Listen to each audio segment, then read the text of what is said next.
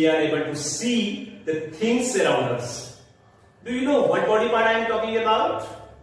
Yes, you guessed it right. I am talking about human eye, Manav Netra. Today we are going to study about human eye.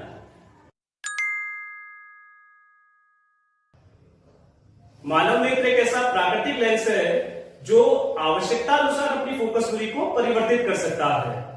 मानव नेत्र का आकार लगभग गोलीय होता है तथा यह एक अपारदर्शक श्वेत परत से घिरा हुआ रहता है जिसे कहा जाता है दृढ़ पटल या स्क्लेरेटिक। नेत्र के सबसे आगे की पारदर्शक झिल्ली को कॉर्निया कहा जाता है। कॉर्निया से कुछ दूरी पर नेत्र लेंस होता है। नेत्र लेंस जिन मांसपेशियों द्वारा अपने स्थान पर टिका हुआ रहता है उन मांसपेशियों को कहा जाता है पक्षमाधी पेशियां, सिलेरी मसल्स। नेत्र के रंगीन भाग को परितारिका या आइरिस कहा जाता है तथा परितारिका के बीच का सूक्ष्म स्थान पुतली या प्यूपिल कहलाता है। ये परितारिका और पुतली नेत्र में प्रवेश करने वाले प्रकाश की मात्रा को नियंत्रित करते हैं। जब पुतली का आकार छोटा हो जाता है तो नेत्र में प्रवेश करने वाले प्रकाश की मात्रा कम हो जाती है और जब पुतली का आकार बढ़ जाता है तो नेत्र में प्रवेश करने वाले प्रकाश की मात्रा भी बढ़ जाती है। कॉर्निया तथा नेत्र लेंस के बीच एक द्रव भरा जाता है जिसका पूर्णांक होता है 1.336। इस द्रव को कहते हैं नेत्रोद या एक्वस ह्यूमर। ये नेत्र को आकार प्रदान करता है तथा साथ ही साथ नेत्र लेंस की सुरक्षा भी करता है। नेत्र लेंस के ठीक पीछे रेटिना होता है। यह हमारी आंख का पर्दा है जिस पर हमारा प्रतिबिंब प्राप्त होता है।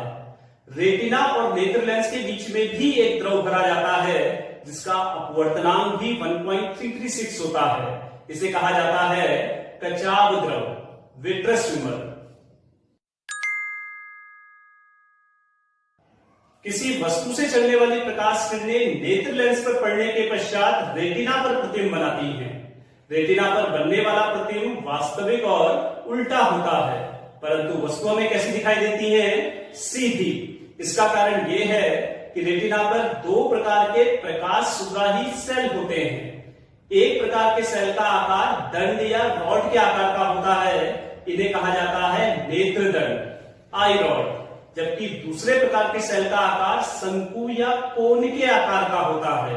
इन्हें कहा जाता है आईकोन या नेत्र शंकु।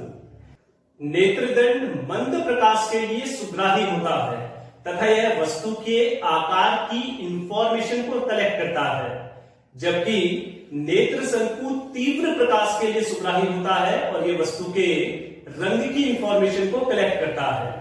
ये सेल्स रेटिना में लाखों करोड़ों की संख्या में स्थित होते हैं तथा रेटिना पर बनने वाले प्रतिबिंब द्वारा विद्युत सिग्नल उत्पन्न करते हैं। इन विद्युत सिग्नलों को ऑप्टिक नर्व द्वारा मस्तिष्क तक ले जाया जाता है। मस्तिष्क इन सिग्नलों को डिकोड करता है जिससे हमें वस्तु की स्थिति, रंग, आकार इत्यादि की जानकारियां प्राप्त होती हैं।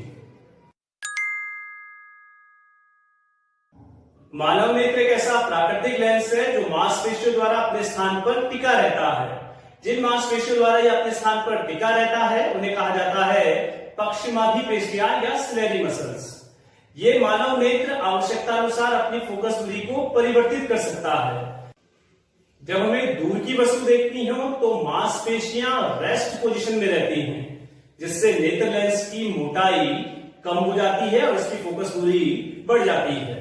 इसके विपरीत जब हमें समीप की वस्तु देखनी हो तो ये मांसपेशियां नेत्र लेंस को दबाना शुरू करती हैं जिससे उसकी मोटाई बढ़ जाती है और फोकस दूरी का मान कम हो जाता है। नेत्र लेंस द्वारा अपनी फोकस दूरी को परिवर्तित करने की क्षमता को कहते हैं नेत्र की समंजन क्षमता, एक्कोमोडेशन पावर ऑफ आई लेंस।